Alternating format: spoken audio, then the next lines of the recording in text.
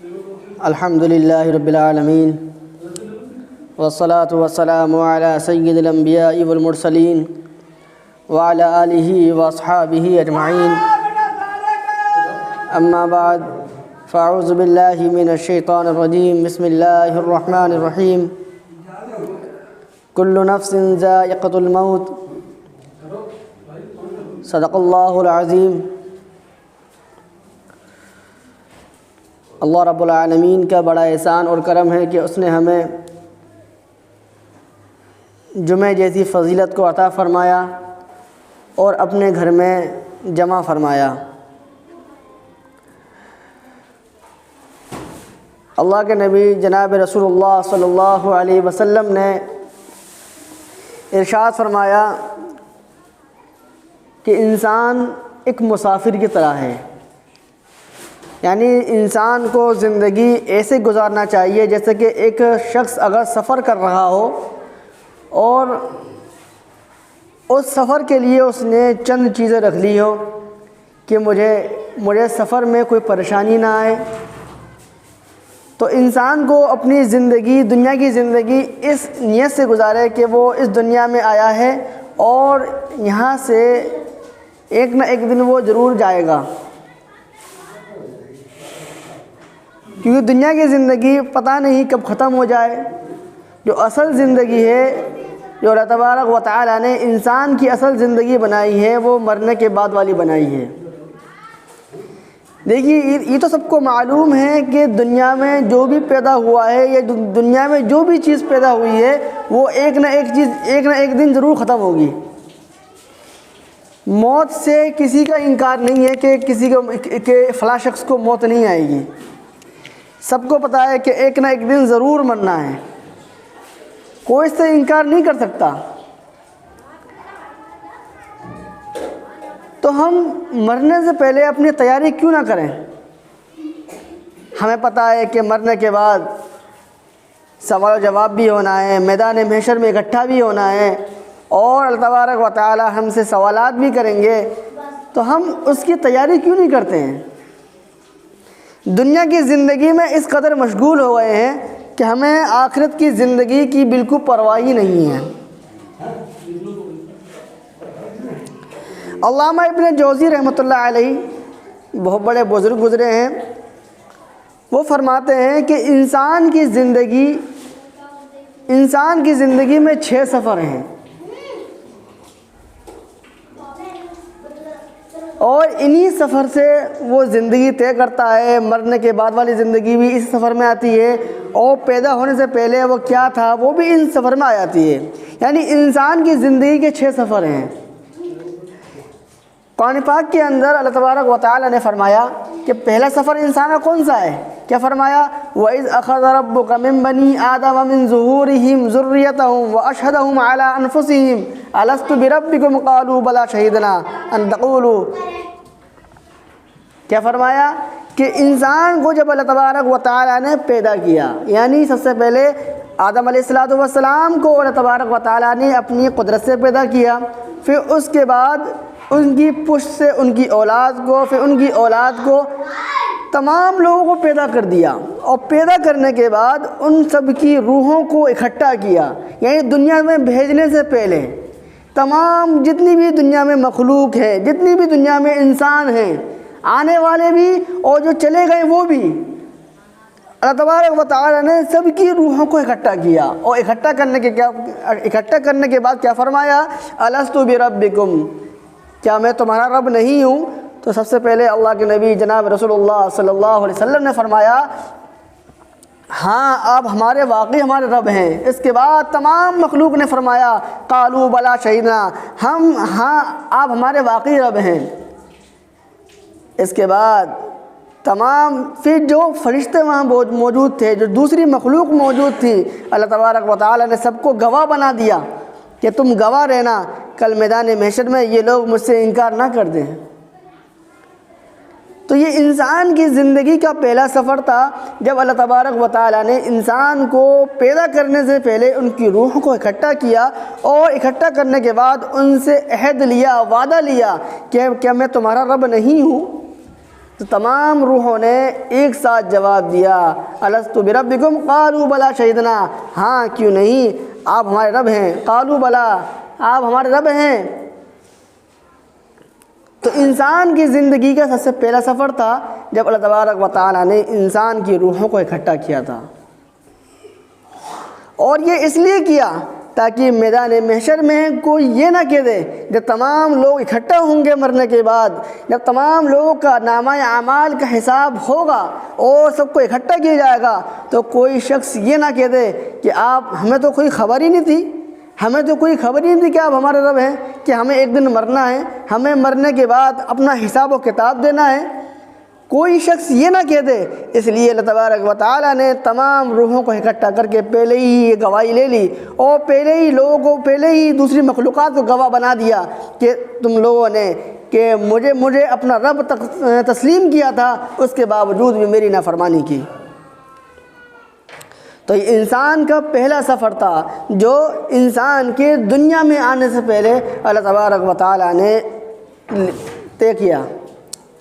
اس کے بعد انسان کا دوسرا سفر شروع ہوتا ہے، اور دوسرا سفر کون سا ہے کہ اللہ تبارک و تعالیٰ نے انسانوں میں سے آدمیوں کے صلب سے ایک قطرے کو نکال کر ماں کے رحم میں ڈال دیا، اور اس کی مدت عام طور سے 9 مہینے کی ہوتی ہے۔ اس 9 مہینے میں جو سفر طے ہوتا ہے وہ انسان کا دوسرا سفر ہے۔ اب اللہ تبارک و تعالیٰ کی کاریگری دیکھیے کہ ایک پانی کا قطرہ ہے، نہ ماں کو پتہ ہے نہ باپ کو پتہ ہے کہ پیدا ہونے والا لڑکا ہے یا لڑکی ہے، یا زندہ رہے گا یا مر جائے گا، یا اس کے دن کتنے، کسی کو کچھ نہیں پتہ۔ ڈاکٹر بھی 6 مہینے کے بعد بتاتے ہیں کہ کیا ہے، اگر کوئی تفتیش کرے جب، لیکن ماں کے پیٹ سے نکلنے کے بعد پتہ چلتا ہے کون ہے۔ لیکن جب وہ رحم میں قطرہ ٹھہرتا ہے، جب وہ حمل سے ہوتی ہے، تو کسی کو نہیں پتہ ہوتا کہ اس کے اندر کیا ہے۔ لیکن اللہ تبارک و تعالیٰ کی ایک کاریگری دیکھیے کہ اللہ تبارک و تعالیٰ نے ایک پانی کے قطرے کو کب خون میں بدل دیا، کب گوشت کا ٹکڑا بن گیا، کب اس کے اعضاء بن گئے، کب اس کے ہاتھ پیر بن گئے، کوئی کر سکتا ہے؟ کوئی نہیں کر سکتا۔ تو یہ انسان کا دوسرا سفر تھا۔ اور ایسا ہی نہیں کہ اللہ تبارک و تعالیٰ نے قرآن کریم کے اندر تمام چیزوں کو بیان کر دیا، تو یہ انسان کا دوسرا سفر تھا جو اللہ تبارک و تعالیٰ نے اس کے لیے مقرر کیا تھا۔ پہلا سفر جو اللہ تبارک و تعالیٰ نے تمام روحوں کو اکٹھا کیا، وہ اکٹھا کرنے کے بعد ان سے اپنی گواہی لی کہ ہم تمہارے رب ہیں۔ اس کے بعد اللہ تبارک و تعالیٰ نے اس کو دنیا میں پیدا کرنے کے لیے اس کا ذریعہ بنایا ماں باپ کا۔ ماں باپ کو ذریعہ بنانے کے بعد جب اس کو دنیا میں بھیجا تو یہ انسان کے 2 سفر مقرر ہو گئے۔ اس کے بعد انسان کا تیسرا سفر شروع ہوتا ہے۔ تیسرا سفر کون سا ہے؟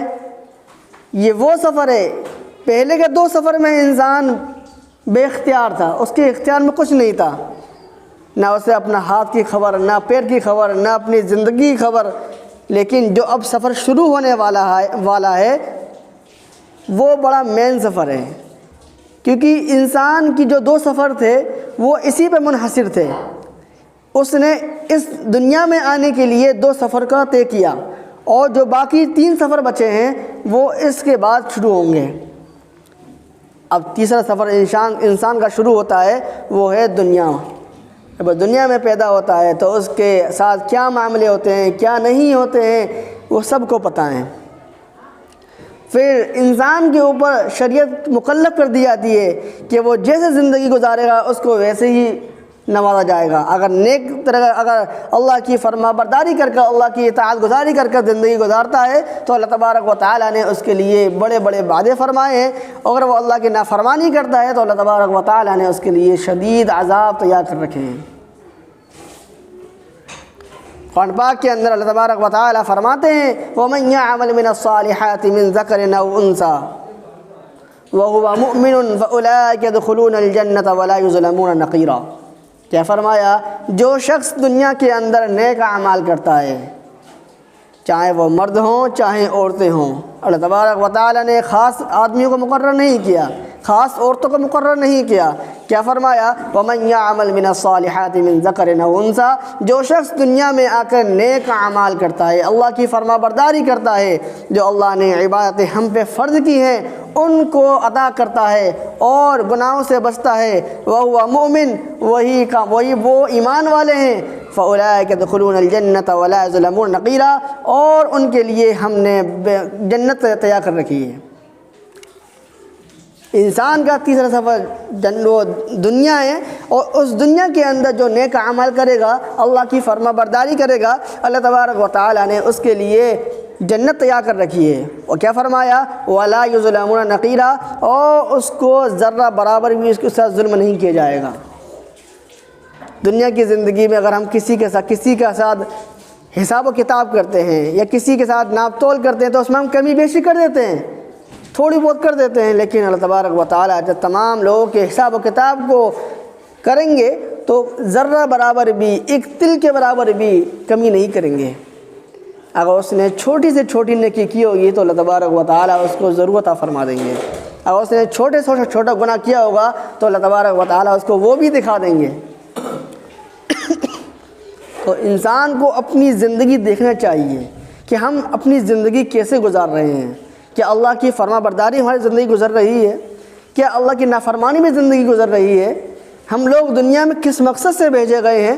کیا فرمایا؟ وَمَا خَلَقْتُ الْجِنَّ وَالْإِنسَ إِلَّا لِيَعْبُدُونَ، ہم نے انسان اور جنات کو صرف اور صرف اپنی عبادت کے لیے پیدا کیا۔ ہم اللہ کی کتنی عبادت کر رہے ہیں، ہم دنیا میں کتنے مشغول ہو گئے ہیں۔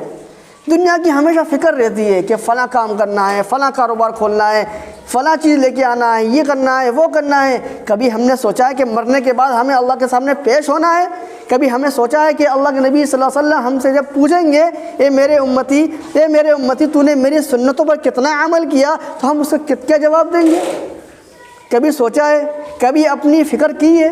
کبھی آخرت کی فکر کی ہے؟ اللہ تبارک و تعالیٰ فرماتا ہے وَمَن يَتَّقِ اللَّهَ يَجْعَلْ لَهُ مَخْرَجًا وَيَرْزُقْهُ مِنْ حَيْثُ لَا يَحْتَسِبُ۔ ہم لوگ دنیا کی زندگی میں اتنے مشغول ہیں، لیکن اللہ تبارک کیا فرما رہا ہے؟ وَمَن يَتَّقِ اللَّهَ، جو بھی شخص اللہ سے ڈرے گا، اللہ سے ڈرے گا، گناہوں سے بچے گا، تو اللہ تبارک و تعالیٰ اس کو گناہوں سے نکال لیں گے اور اس کو ایسی جگہ سے رزق عطا فرمائیں گے اور اس کو گمان بھی نہیں ہوگا اور بے حساب رزق عطا فرمائیں گے اس کو۔ اللہ تو بار بار فرما رہا ہے، کیا فرما رہا ہے؟ اے انسانوں، اللہ کی رحمت تو چاروں طرف گھومتی رہتی ہے اور اس فراق میں رہتی ہے کہ کب میرا بندہ میرے سامنے گناہوں کی معافی مانگ لے، میں اسے معاف کر دوں، کب میرا بندہ میرے سامنے اپنے آنسو بہا دے، میں اس گناہوں کو معاف کر دوں۔ آج ہم اپنی دعاؤں میں ہر چیز مانگتے ہیں، اپنے کاروبار کے لیے مانگتے ہیں، اپنے بچوں کے لیے مانگتے ہیں، کبھی ہم نے آخرت کے لیے مانگی؟ کبھی ہم نے دعا مانگی اے اللہ ہم سے راضی ہو جا، اے اللہ ہم تیرے سامنے کیا منہ دکھائیں گے جب ہم اس دنیا سے چلے جائیں گے؟ تو ہمیں اپنی فکر کرنی چاہیے، اپنی فکر کرنی چاہیے۔ ایک صحابی گزرے ہیں حضرت سلمان فارسی رضی اللہ تعالیٰ عنہ، جب ان کا موت کا وقت قریب آیا، جب ان کا مرنے کا وقت قریب آیا تو بے زار و قطار رو رہے تھے، اور جب لوگوں نے دیکھا تو زار و قطار رو رہے تھے، جب لوگوں نے دیکھا کہ تم کیوں رو رہے ہو؟ اللہ کے نبی رسول اللہ صلی اللہ علیہ وسلم جب دنیا سے وصال کر گئے، جب دنیا سے پردہ کر گئے، وہ تو تم سے راضی تھے، تمہیں کس چیز کی فکر ہے؟ تو فرماتے ہیں نہ مجھے موت کا ڈر ہے، نہ مجھے دنیا چھوڑنے کا ڈر ہے، میں تو صرف اس لیے رو رہا ہوں۔ اللہ کے نبی رسول اللہ صلی اللہ علیہ وسلم نے فرمایا تھا کہ دنیا ایسے گزارو کہ جس طرح ایک مسافر گزارتا ہے، مجھ سے وہ حق ادا نہ ہو سکا۔ جب آپ کا انتقال ہوا تو مورخین لکھتے ہیں کہ ان کے جائیداد میں اتنی قیمت تھی کہ صرف 10 درہم کے برابر۔ کتنا سامان چھوڑا؟ 10 درہم کے برابر، اور اس کے باوجود اتنا رو رہے ہیں۔ آخرت کی فکر ہے، آخرت کی فکر ہے۔ آج ہماری فکریں کہاں گئیں؟ آج ہم دنیا میں کس قدر مشغول ہو گئے ہیں؟ ہمیں اپنی آخرت کی فکر کرنی چاہیے، اللہ سے ڈرنا چاہیے، اللہ کے سامنے گناہوں کی معافی مانگنا چاہیے۔ کسی کے حق تلفی ہو رہی ہے، اس کے حق کی معافی مانگیں، ہم اس کا حق ادا کریں۔ آج نہ چھوٹوں کو بڑوں کا ادب معلوم ہے، نہ اولاد کو اپنے والدین کا ادب معلوم ہے کہ ہم پہ کیا حق ہیں۔ اگر ہم ان کے حق کو جانیں گے، ان کے حق کو ادا کریں گے، کسی حق تلفی نہیں کریں گے، تو اللہ تبارک و تعالی راضی ہو جائے گا۔ کہ فرمایا اللہ کے نبی صلی اللہ علیہ وسلم نے ایک حدیث میں، رضا الربی فی رضا الوالد وسخط الربی فی سخط الوالد، کہ ماں باپ کی رضامندی اللہ کی رضامندی میں ہے، اور ماں باپ کی ناراضگی اللہ کی ناراضگی میں ہے۔ آج اکثر والدین کو شکایت رہتی ہے کہ ہمارے بچے ہماری نافرمان ہیں، ہمارے بچے ہمارا کہنا نہیں مانتے ہیں، گالی گلوچ کرتے ہیں، اور بہت سی شکایتیں ہیں۔ تو ہمیں ان کو بتانا ہے کہ ماں باپ کا کیا حق ہے، ماں باپ کا کیا حق ہے۔ ایک دن مرنا ہے، اور مرنے کے بعد اللہ کے سامنے حساب و کتاب بھی دینا ہے۔ تو انسان کی زندگی کا یہ تیسرا سفر تھا جو انسان طے کرتا ہے، وہ دنیا کا سفر ہے۔ ایک بزرگ گزرے ہیں حضرت بہلول رحمۃ اللہ علیہ، وہ فرماتے ہیں کہ ایک مرتبہ میں بصرہ کی سڑک سے گزر رہا تھا۔ بڑا یہ سبق آموز واقعہ ہے کہ ایک مرتبہ میں بصرہ کی سڑک سے گزر رہا تھا، تو راستے میں کئی بچے مجھے کھیلتے ہوئے ملے، تو میں نے دیکھا کہ ان بچوں میں ایک بچہ رو رہا ہے سڑک کے کنارے بیٹھ کے، اور جو بچے کھیل رہے ہیں، کوئی اخروٹ سے، کوئی بادام سے، کوئی کسی چیز سے کھیل رہا ہے، کوئی کسی چیز سے کھیل رہا ہے۔ تو مجھے یہ فکر ہوئی شاید اس بچے کے پاس کھیلنے کوئی سامان نہیں ہے، اس لیے رو رہا ہے۔ تو وہ بزرگ اس بچے کے پاس گئے اور کہتے ہیں کیا تمہارے پاس کوئی کھیلنے کا سامان نہیں ہے، کیا میں تمہیں دلا دوں؟ تو وہ بچہ کہتا ہے بے وقوف، ان بزرگ سے کہتا ہے بے وقوف، مجھے ڈر ہے کہ اللہ تبارک و تعالیٰ پتہ نہیں میرے ساتھ آخرت میں کیا معاملہ کریں گے۔ یہ دنیا کی زندگی جو چند دنوں کی ہے، یہ دنیا زندگی گزارنے کے بعد پتہ نہیں اللہ میرے ساتھ کیسا معاملہ کریں گے۔ اب ایک بچے کی یہ چھوٹی ایسی تعجب خیز بات سن کر بڑوں کو تعجب ہوا، وہ کہتے ہیں کہ لگتا ہے تم کوئی بڑے حکیم اور علم والے ہو، مجھے کوئی نصیحت فرما دو۔ تو اس بچے نے ان سے کہا کہ دنیا میں ایک چلا رہا ہے کہ کوئی آج آیا کل گیا، اور لوگ اسی فکر میں لگے ہوئے ہیں، کسی کو اپنی آخرت کی فکر نہیں ہے۔ حالانکہ اللہ تبارک و تعالیٰ نے قرآن کریم کے اندر کیا فرمایا، وَقُلْنَا يَا آدَمُ اسْكُنْ أَنْتَ وَزَوْجُكَ الْجَنَّةَ وَكُلَا مِنْهَا رَغَدًا حَيْثُ شِئْتُمَا وَلَا تَقْرَبَا هَٰذِهِ الشَّجَرَةَ فَتَكُونَا مِنَ الظَّالِمِينَ۔ کیا فرمایا کہ ہم نے آدم علیہ السلام کو کہہ دیا کہ تم جنت میں رہو، یہی تمہارا ٹھکانہ ہے۔ جب اللہ تبارک و تعالیٰ آدم علیہ السلام سے کہہ رہے ہیں کہ تمہارا ٹھکانہ یہی ہے، تم یہاں رہو، تو دنیا میں دنیا میں بھیجنے کا مقصد ہماری آزمائش ہے۔ ہماری آزمائش ہے کہ ہم دنیا میں اگر نیک کام کریں گے تو جب ہمارا اصل ٹھکانہ ملے گا۔ دنیا ہمارا اصل ٹھکانہ نہیں ہے، اصل جو انسان کی جگہ رہنے کی ہے وہ جنت یا دوزخ ہے۔ تو ہمیں نیک اعمال کرنے ہیں، نیک اعمال کر رہے ہیں۔ اس کے بعد ان بزرگوں نے اس بچے سے کہا کہ تمہیں اتنے رونے کی فکر کیوں ہے؟ تم تو معصوم ہو، گناہوں سے پاک ہو، ابھی تم پہ کوئی گناہ بھی نہیں ہوگا، تم بالغ بھی نہیں ہے، تم رو کیوں رہے ہو؟ تو اس نے کہا کہ جب میری ماں کھانا بناتی ہے، جب میری ماں اپنے چولہے میں روٹی بناتی ہے تو بڑی لکڑی کو جلانے کے لیے چھوٹی لکڑی استعمال کرتی ہے۔ اور اللہ تبارک و تعالیٰ نے فرمایا ہے وقودها الناس والحجارہ، یعنی جو جہنم کا ایندھن ہے، جو جہنم کی آگ بھڑکانے کے لیے جو آلے استعمال ہوں گے وہ انسان اور پتھر ہوں گے۔ یعنی اللہ تبارک و تعالیٰ انسانوں کے ذریعے سے اور پتھر کے ذریعے سے جہنم کی آگ کو بھڑکائے گا۔ تو مجھے ڈر ہے کہیں اللہ تبارک و تعالیٰ جہنم کی آگ کو بھڑکانے کے لیے ہمیں استعمال نہ کریں۔ آخرت کا کتنا خوف تھا، ایک بچہ رو رہا ہے، کتنا خوف تھا یہ۔ تو ہمیں اللہ کے سامنے رو کے گڑ گڑا کے اپنے گناہوں کی معافی مانگنی ہے۔ ہم نے جو گناہ کیے ہیں یہ نہ سوچیں کہ اللہ تبارک و تعالیٰ کیسے معاف کرے گا، ہم تو بہت گناہ گار ہیں۔ اللہ تبارک و تعالیٰ بڑا رحیم اور کریم ہے، اور اس فراق میں رہتا ہے کہ میرا بندہ مجھ سے کب معافی مانگے، میں اس کے گناہ کو معاف کر دوں۔ تو انسان کی زندگی کے 6 سفر تھے۔ پہلا سفر جو اللہ تبارک و تعالیٰ نے تمام روحوں کو اکٹھا کر کے ان سے گواہی لی، اور دوسرا سفر ماں کے پیٹ کا، اور تیسرا سفر جنت، اور تیسرا سفر دنیا، اور باقی 3 سفر انشاءاللہ اگلے جمعے کو بتائے جائیں گے۔ اللہ تبارک و تعالیٰ ہم سب کو کہنے سننے سے زیادہ عمل کرنے کی توفیق عطا فرمائے۔